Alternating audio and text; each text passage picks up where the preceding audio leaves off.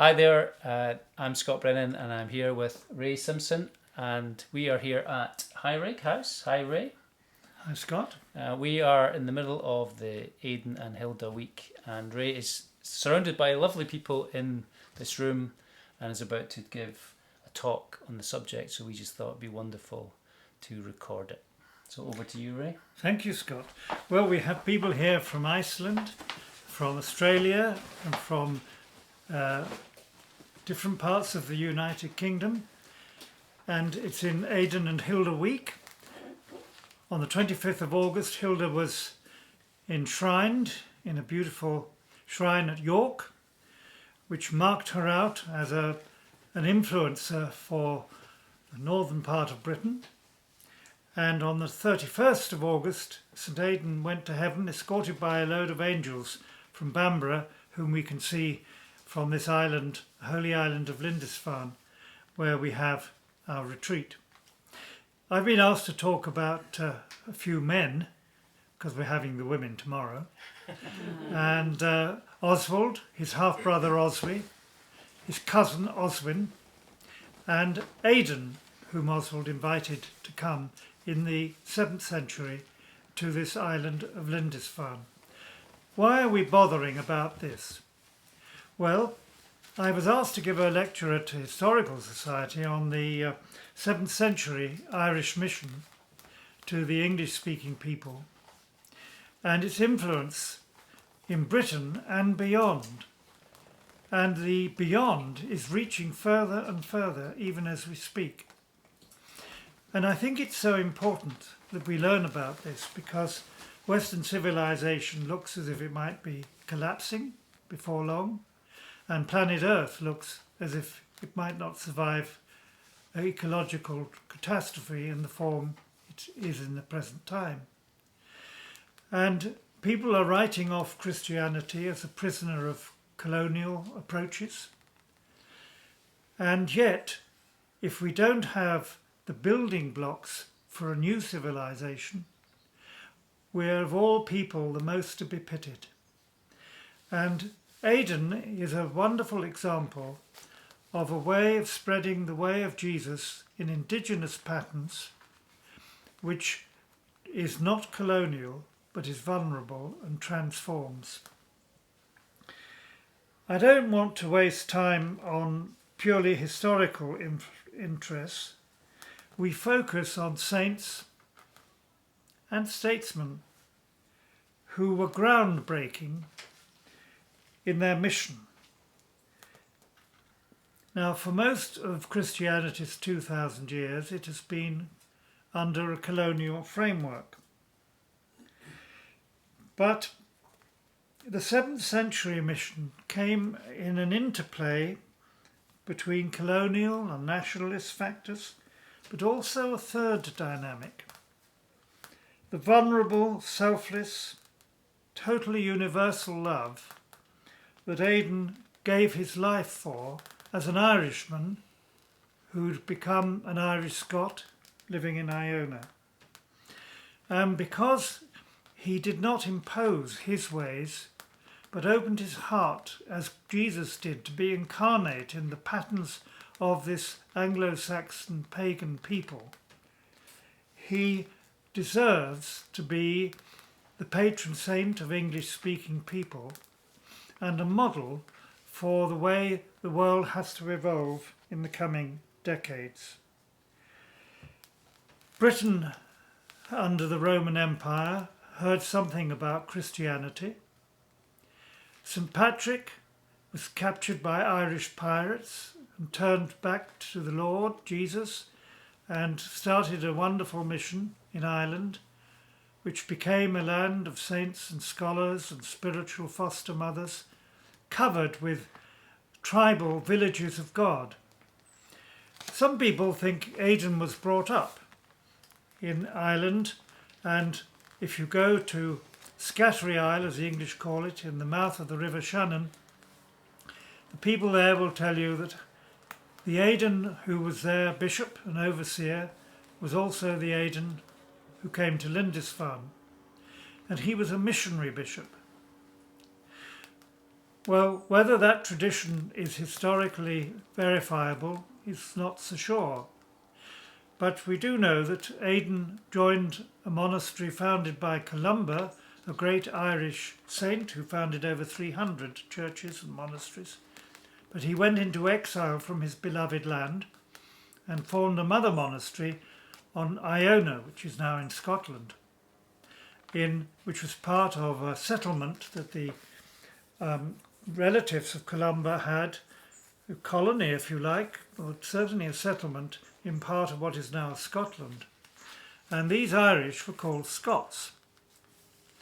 And that is nothing whatever to do with Northumbria except for this, that one king after another had come invading into the parts of Britain, mainly the part we now call England, and some of the Celtic British in Western Britain, the part we now call Wales, had opposed them, but they'd lost the battles.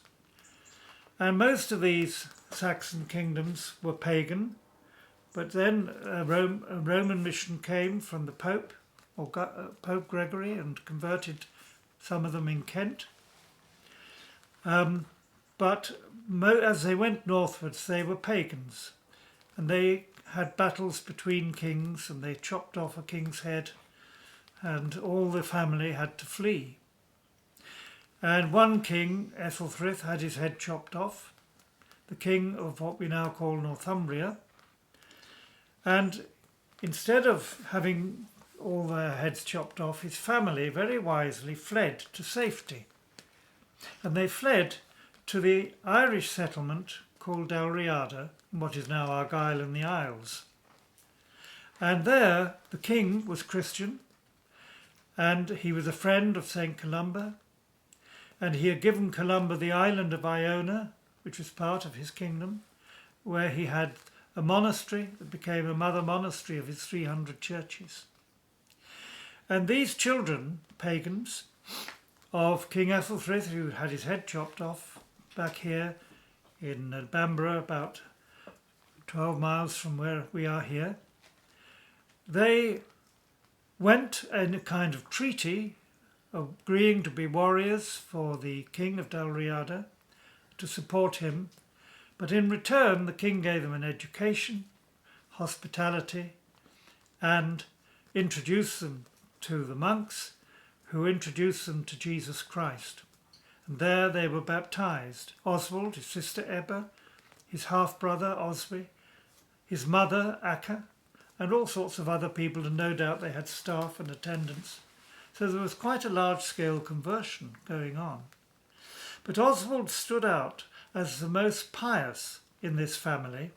He was a good warrior, a good sportsman, and Saxon warriors would never have their hand far from the hilt of their sword.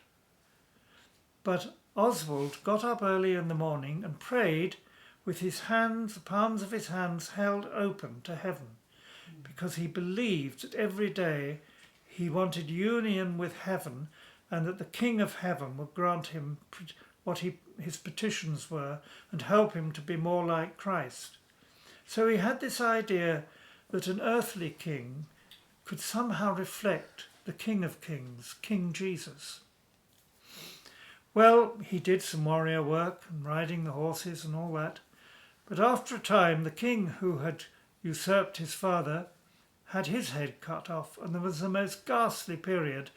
The English monk historian Bede said it was a total bloodbath, that the whole of Northumbria was sinking in blood. Endless people were killed. And Bede says, I'm going to excise from my chronology this year. It's so unbearable, as if he took a year out of his chronology because he didn't want to mention it.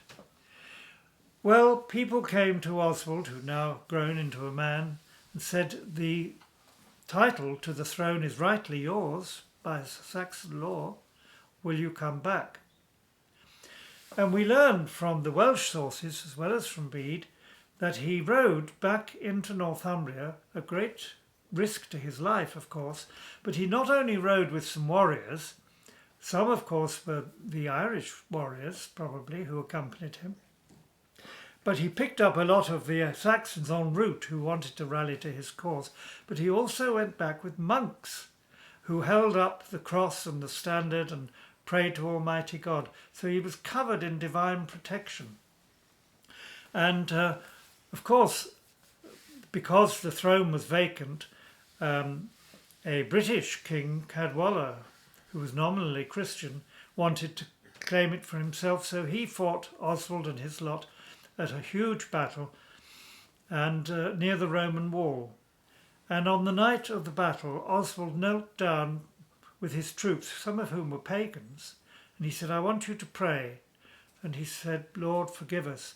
And he prayed that they would forgive their enemies and that they will win the battle. And in that night he had a dream in which Columba, who now deceased, came to him and said, "You will be successful in this battle because it is righteous and God is on your side." And they were successful against all the odds. They were greatly outnumbered, but they won the battle. Well, you say, well, this isn't Christianity. Winning battles is what goes on all the time. That's the trouble with the world. However, the first thing Oswald did was to kneel down on the ground in this field where they'd won the battle. And he asked his troops to praise God. He planted a great big wooden cross in the field, and he renamed the field Heaven Field, which is called that to this day. You can visit it. And splinters from that wooden cross, if they put them on a horse that had gone demented or on a sick person, they were healed. And it almost was as if the cross of Christ was taking root in a physical way and not just a symbolic way in the soil, in the heart of this new kingdom. Well, Oswald had to fight one or two more battles. He rode to Lindsay, Lincolnshire as it now is, and they made an alliance and so on and so on. But almost the first thing he did after that was to send a message back to Iona to say, "Please will you send a mission to my kingdom?" And it was a large kingdom. It went from York in the south up to Lindisfarne and north of Lindisfarne. And it was called Northumbria, and the south was called Deira, and the north was called Bernicia. And Iona sent a mission which was a failure. It's very interesting because the previous Saxon king had been converted by the Roman mission, and he'd invited a mission from the Romans. And that had been a firework display. Lots of people had been baptized. But when the king who'd invited them had his head chopped off, they all went back to their pagan ways because they said, if your God can't help us win battles, we're not going to follow him. So you see, there was a lot of superstition and a lot of nationalism. It was not a pure faith in that situation. So they'd all gone back to paganism. So the people the mission from Iona had to reach were nominal ex-Christians who become pagans. They're the hardest to deal with. Nominal Christians, people who resented the foreigners, and some Welsh-speaking people in the Cumbria area who didn't like English people. So it was a very, very hard mission field. And the man from Iona had gone to the royal centres. He didn't speak the language, so he had to have interpreters. And he commanded the workers, landowners, the employers to come to the royal centres, hear the message preached, and he wanted to baptize them and convert them. And they weren't at all willing. It was all going through the motions. They didn't do it from the heart. And in the end, he went back to Iona and said, "This is a failure. They're too barbaric." Well, we still are, aren't we? But he said, "They're too barbaric. You can't be Christian." Well, now, that's not as terrible as it sounds, because the Romans, and you get a reflection of this even in the New Testament, they thought that the barbarians couldn't receive the gospel, that God had set up the Roman Empire with civilized behavior, good road routes, one legal system, one language, so that the Roman world could become Christian. And so this was outside that. So it wasn't just the Iona monks who thought they're too barbaric to become Christians. Anyway, Oswald could, and I would have done probably if I'd have been him, said, "Oh dear, well, we've given it a try. I'll get on with job with being king and win a few battles and become important. And I hope I'm remembered by history. But he didn't. He was a true believer in God and that God had a plan. And so he sent back to Iona and said, would you please send another mission? And back at Iona they had a council, and Aidan piped up. Now, if he was a missionary bishop and been missionizing other places, which I think he had, because I think he converted people along the River Tay, where the Highlands now is, before he came to Lindisfarne. But if he was a missionary bishop, he said to them, to the man who led the mission, brother, I think you should have been more gentle, and you should have given them the milk of God's word before you gave them the meat, and you should not have laid on them our standards. In other words, he should have been culture friendly. He shouldn't have laid on them the Irish ways, the Scottish ways. He should have just been like Christ, incarnate in their culture, letting Jesus reveal to them how to express Jesus in their indigenous ways. Now, I've just been given a book on, which I've lent to Scott, on the femininity of God. And for most of the last 2,000 years, we've focused on the masculinity of God because all the books have been written by men. Most of the Bible was written by men.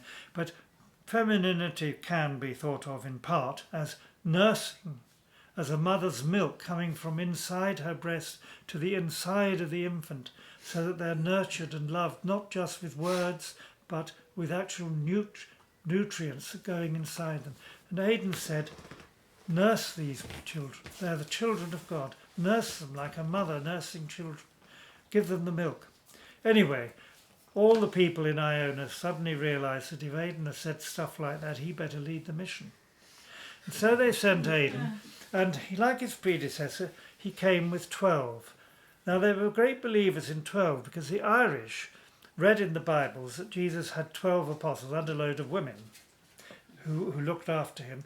And they said Ireland must have 12 apostles, and the lists of the 12 apostles of Ireland and the lists of the holy women who were the spiritual foster mothers.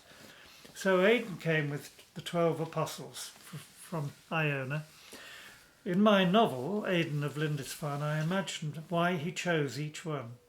He wanted one who was a good cook for Lindisfarne, one who was a good teacher, one who was very good at chatting to everybody he met on the road and cracking jokes, kind of comedian type who everybody liked, one who was rather like a bishop. He'd be chaplain to King Oswald at the court and do all the Christian stuff there. And people like that, he'd make sure there were different types in his 12. That was my imagination. Well, he came, and one of the first things he did, now what could have totally derailed his mission was, we haven't got an American here, so I'll say it. My friends in America often say, you've got to win the greatest number of people in the shortest possible time, so you need graphs and this, that and the other in order to do that, which is very good from one point of view. Oswald had that point of view. He said to Aidan, you've got to reach the greatest number of people in the shortest possible time, so I will give you my very best royal horse, which will enable you to race the length and breadth of the kingdom. You see, that was the America supporting the idea of reaching the greatest number of people in the shortest possible time. Now, Aidan must have been very tempted because he wanted a successful mission, and it would speed it up things tenfold if he went everywhere on a horse. And it could have torpedoed his mission from the very first week, and with great courage, I think, he risked deeply upsetting the king. And he said, I'm sorry, Your Majesty, but I'm going to walk everywhere. Now, why did he say that? Well, the poor people couldn't own horses. Only landowners and warriors had horses. And he would not want a mission only to top people. Some people do think they've had missions to top people because they say it'll go top down. Aidan didn't. He said, I want to walk where the ordinary people walk with them. The poor people. I want my face-sharing team to greet them, and if people are friendly, to listen to their stories, listen to their needs, what they want to talk about, and only if invited then we will tell them the gospel stories. And you don't read it from a book. They probably had someone with a satchel at the back of the faith sharing team with a Bible and Psalms, but they had to memorize them as they walked if there was nobody to talk to. Memorize the Gospels and memorize the Psalms. So it was stored. Archbishop Sentimu he used to come regularly to this church. Archbishop Sentimu of Lindisfarne is his name in the House of Lords. And he grabbed a member of the community of Aidan and Hilda, who was a clergyman. He came out of church one day and he said, Aidan, what you got to do, he said, is to store the Bible in your heart. And you say, the Word of God is in your heart and you just tell it as it is. You don't read it from a book. That's what he said to this vicar, you see. Well, that was Aidan's approach. Nothing from a book. And gradually, the people grew to love these brothers from Lindisfarne. And Bede, writing 50 years later, said, whenever brothers approached from Lindisfarne, people would run out of their villages towards them because they were such friends. They loved them.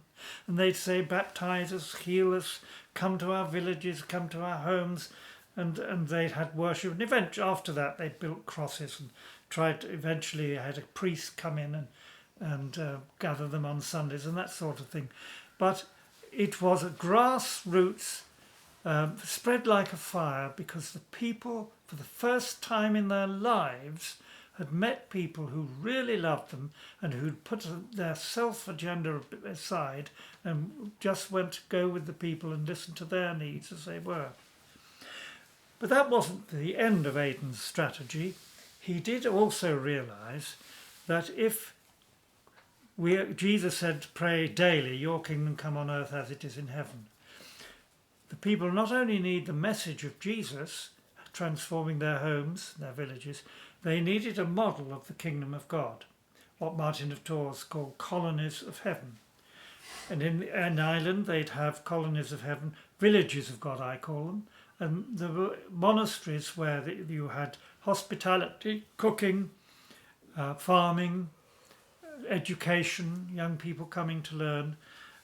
People who committed crimes could learn restorational justice there, do penances, and then restore to the people they defended. All sorts of things went on in these villages of God. So Aidan, of course, this was very different to Ireland. It's a different society and structure. They didn't have tribes in the same way, had kingdoms. But Aidan did establish kind of villages of God. And the first one, probably, although it's possibly Melrose was the first one, but probably the first one was at Lindisfarne. Why did he choose this holy island?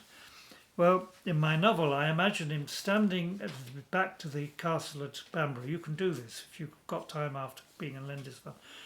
And he stands with Oswald, and Oswald says, I'll give you a place for your monastery. And they look at all these lush lands, and Oswald said, there's a landowner there, or there's that land there I can give you for your monastery. And somehow Aidan was very attentive to the spirit. And none of these places seemed right. And then eventually they had their back to the sea. He turned round and he looked at the sea. You can't have a monastery on the sea. Then he looked a bit northwards and he saw this. He said, what's that? And Oswald said, oh, that's a peninsula. It's a tidal island. He said at low tide you could ride a horse from Bamborough to Holy Island. You could in those days, you can't now. And Aidan said, that's where I will have my monastery. And so the first 12 boys were Anglo-Saxon boys, the son of landowners mainly, although there were different classes and they all had everything in common. There was a classless society. It was very simple. Archaeologists can tell us more than they could even a few years ago.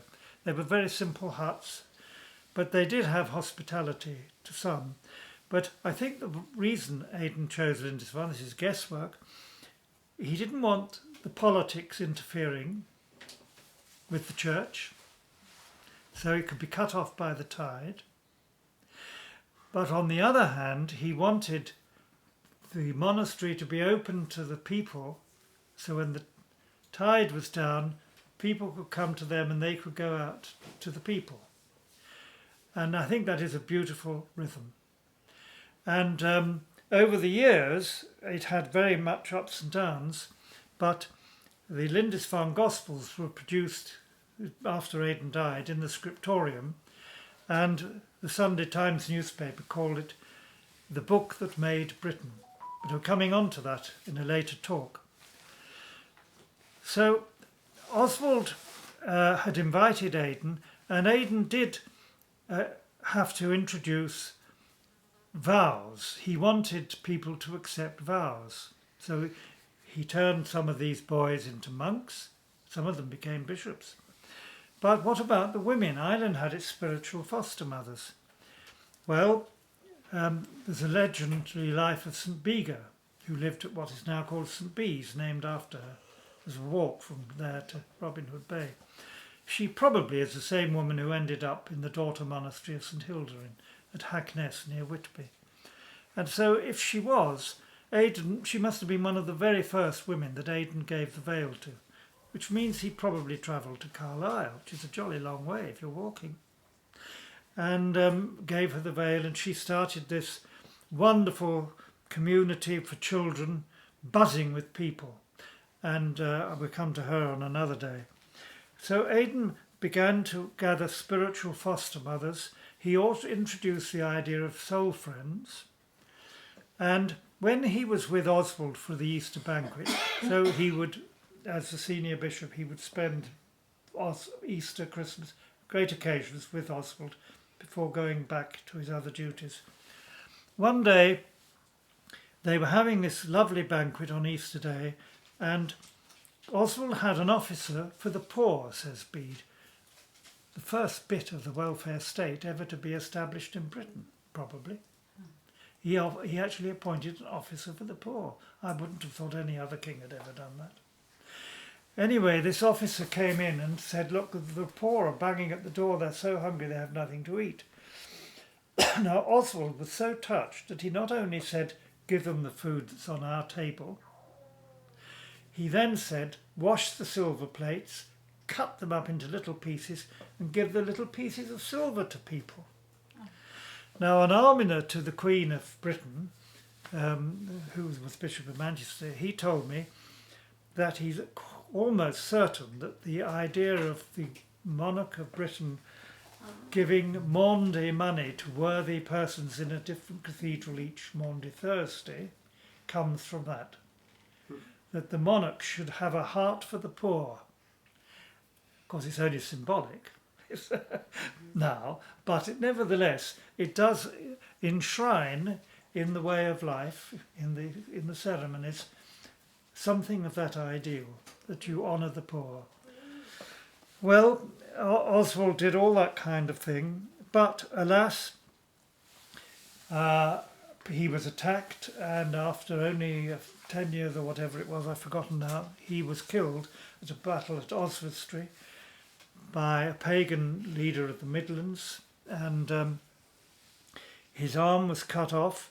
But one of his warriors, with great courage, rode there in the night and stole his arm, brought it back to Bamborough, and it was enshrined. It's very interesting because when Oswald gave the money to the poor at the banquet, the silver bits, Aidan was so moved that he raised his arm and said, this arm will never perish, which is not a prophecy, it's possibly fulfillable, I don't think, in its obvious way, because obviously everybody dies. But people took it as a prophecy of the arm that came back after Oswald was dead and buried in the battlefield, and was enshrined in a casket over the sea there in Bamborough. Is it still there? No, because it was put much later when we talk about Cuthbert in his shrine, and it is probably in Durham. It's probably the relics of that arm in the shrine at Durham. So that's the end of Oswald, except that after his death, his half-brother came to the throne, but they took the remains of his body, some people recovered it, and they took it to the monks at Bardney, what do I mean, in Lincolnshire. Bardney in Lincolnshire. And they didn't like the people up here who Oswald represented and said, oh, we don't want him here. And they shut the doors. And Oswald was left outside the monastery with his, it was some aunt who'd arranged it, you see, and left outside.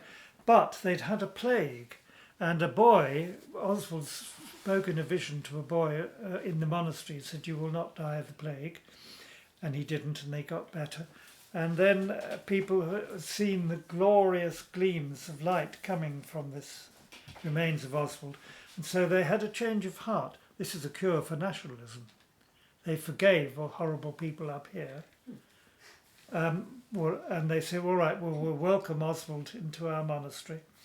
And he became an honoured person in that monastery, and miracles happened through his body.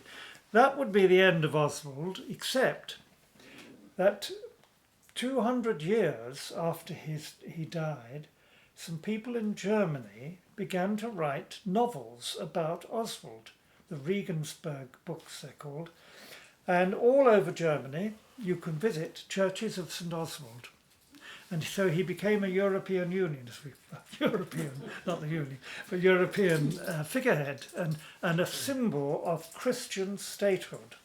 Now, there are great dangers in Christian statehood, but it's better to be of Christ than of the devil if you're going to have kings and rulers. And he had love affairs too. They're all fictional, but he was very, very Christ-like, and is probably one of the best known saints in Germany and the model of a Christian king.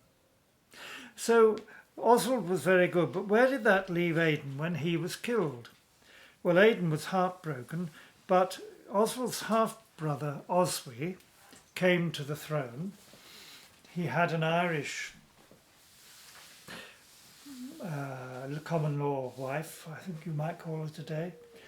But then he married a princess from down in Kent who was in the Roman tradition, and she celebrated Easter at the Roman time, and Oswy celebrated it in the Irish time, which was, could be a week or two difference, so he didn't like that much, and that led to other things. It led to the Synod of Whitby, which Oswy convened, and that insisted that the Roman ways of Easter, the Roman ways of the monks, tonsure, no, couldn't have your hair long at the back, which I have because I'm a Celtic monk, but you have it cut off at the front, and 101 little regulations, which we don't know what they were, but we do know from a monk at Lindisfarne's Life of Cuthbert that they were so many, and all the people here complained. And Oswy was what I call a nominal Christian. He bargained with God. So when he was attacked, he said, his wife said to him, if you offer to God 12 pieces of land for monasteries, and our daughter Elfrida, for her to be brought up by Hilda, then he'll save you in the battle.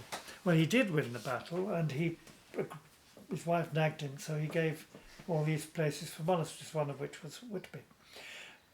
So he was a person who bargained with God.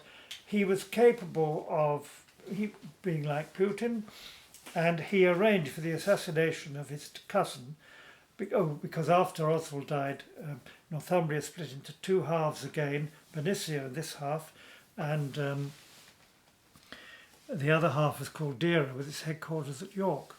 Well, now, what was dear Aidan going to do? Well, he kept in touch with the king of the southern half, Deira, who was called Oswin.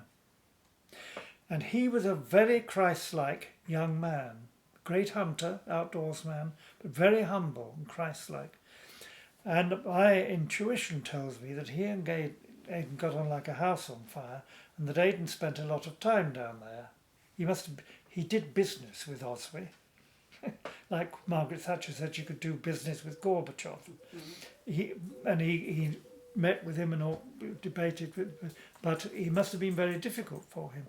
But here he was, extending the mission hugely, planning to plant lots and lots of new churches all over what is now Yorkshire. And one day he was at King Oswin's court when King Oswin said to him, "You're getting older now, Aidan. I know you won't ride horses, but sometimes when you're on an urgent mission and you've got to cross a wide river, you need a horse." So he gave him his most expensive royal horse with all the beautiful gold trappings. So it made him a multimillionaire in today's terms, several £1,000,000 worth in today's terms. And Aidan felt he could hardly refuse, that he didn't really want it. He accepted it.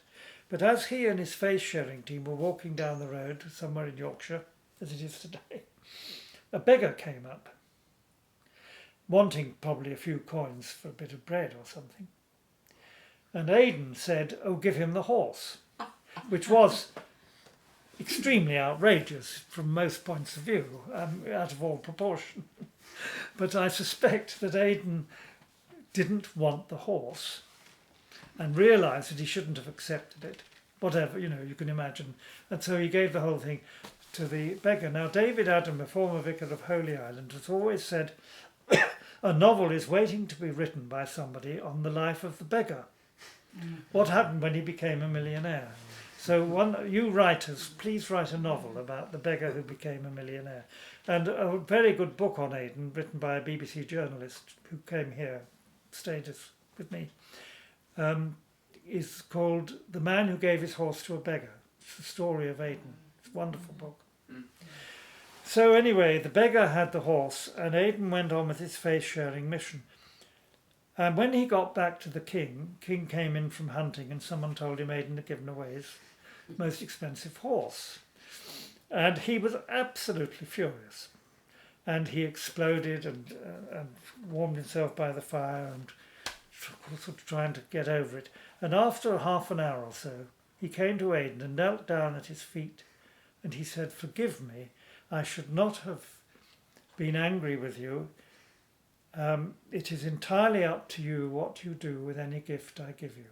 At first he'd said, "You've no right to give that special royal gift that I gave just for you as bishop. You've no right to give it to a beggar or to anybody else," he said. But then he said,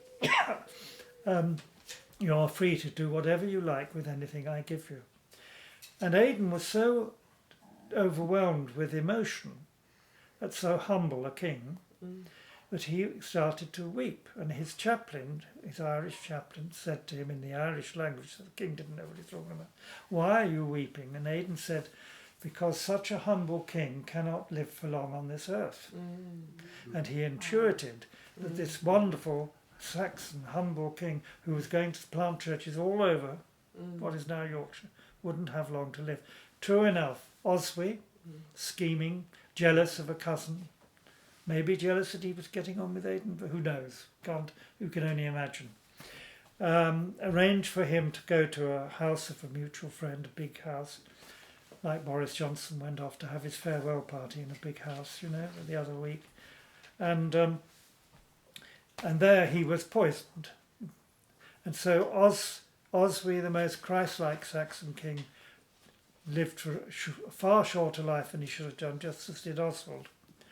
Well, now, Aidan went back to Bamborough, where he had a little cell where he prayed when he was in Bamborough, and he died 11 days later. Now, I think he died of a broken heart. He may have had a stroke or a heart attack, but they say they couldn't move him, so they built a little enclosure around him. But the friend who wrote the book, The Man Who Gave His Horse to a Beggar, makes the point that in Ephesians it says, "Having done all, stand." Take on the armour of God, and having done all, stand like a warrior. And Aidan died standing in prayer. He could only stand because he leaned against the buttress, but he was standing. He was a warrior of God. He was gentle as anything. He was broken-hearted, but he died standing. So my BBC journalist friend likes to assume that he wouldn't have had all those angels taking him to heaven if he hadn't died standing. And, well, who knows? But it could have been the end of Aidan's mission. And some years after that, King Oswald convened the Synod of Whitby, imposed the Roman regulations. All the Irish monks left Lindisfarne, and 30 of the Saxon monks left Lindisfarne, which was the most important of all the monasteries. They founded lots and lots of monasteries all over the place. We don't know the names of half of them. But the most important monastery, they all went back to Ireland. And the English monks were at County Mayo, which they celebrated in the millennium with a big summer school. And the Irish went to Inishbofin, the island of Inishbofin. So that was a monumental setback to the mission of Aidan. Was it the end? Some cynics, Celtic maniacs, say of course it was the end because the Synod of Whitby imposed the Roman ways and the church went, it was a colonialised church. But it wasn't the end because Aidan had trained many boys in that school who became evangelists, priests and bishops. Chad went to the Midlands where he set up a prayer cells as his hearth and eventually it became Lichfield Cathedral. Ced went to Essex where he prophesied to the king and planted loads of churches. People like Hilda, who befriended Aidan, and Cuthbert, who was brought up under Aidan's mission, accepted the new Roman system, but their spirituality was that of Aidan, so that they lived this spirituality under a framework that they didn't like, but they accepted out of loyalty. And when the Vikings invaded Lindisfarne in 793, it's interesting, they took monk slaves back, and it now quite seems from DNA research they took women back too, and from their other raids along the coast here, many of whom were Christian, and they spread the faith among the Norwegians along the western coast, Stavanger going south. And 2 of the Church of Norway's theological centres, mission schools they call them, teach Celtic studies, because they say 200 years before the official top-down state mission converted Norway, you had these conversions through the people that the Vikings brought back from places like Lindisfarne. And I believe that one of the greatest marks of the Irish mission was the Lindisfarne Gospels, which we'll come on to, but it was also the tradition of poetry in the language of the Northumbrians, but perhaps the flower of all the poems is called The Dream of the Rood. The Rood means the cross. And in the Dream of the Rood, which is quite a bit later than Aidan, the tree on which Christ was crucified, 1 Peter says he was dead, or 2 Peter, put to death on a tree.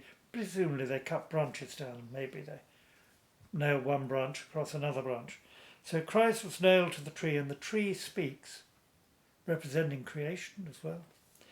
And then they represent Christ as a young Anglo-Saxon warrior. And he leaps onto the cross and allows himself to be nailed there for the salvation of the world. And when he is on the cross, creation weeps. The sun has an eclipse, as the Gospels tells us. There was an earthquake, as the Gospels tell us.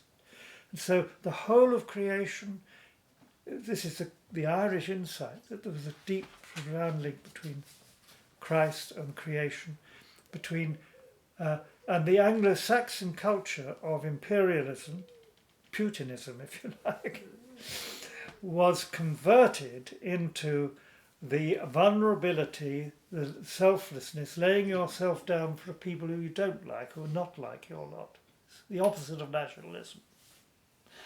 And so you have the legacy of Aidan's mission is the cross with the circle, where you have the defenceless love of the Lamb slain before the foundation of the world, laid out in your arms stall. Jesus lost.